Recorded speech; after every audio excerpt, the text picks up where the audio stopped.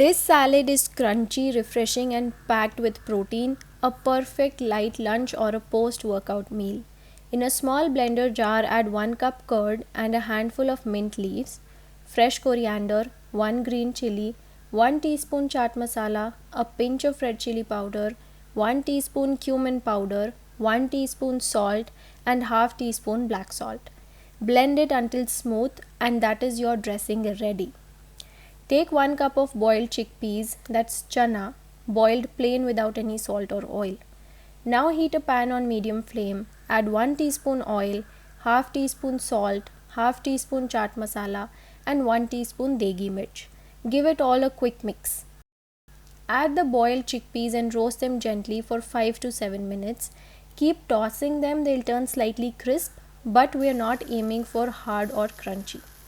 Once the chickpeas are roasted, turn off the flame and add a handful of chopped spinach. The residual heat in the pan will lightly wilt the leaves, no need to cook it. In the same pan, add another teaspoon of oil, sprinkle 3/4 teaspoon degi mirch, half teaspoon salt, and half teaspoon chaat masala. Now toss in the paneer cubes and lightly saute them for 3 to 4 minutes until they get a slight golden edge.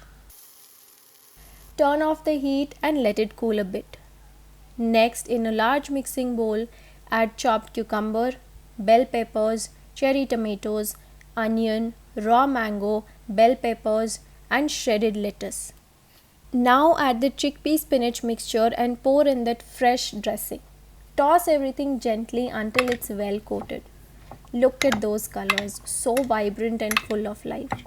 Drizzle some tamarind chutney on top and add a little lemon juice, then top it off with our golden sauté paneer. This salad is high in protein from chickpeas and paneer, loaded with fiber and full of good fats.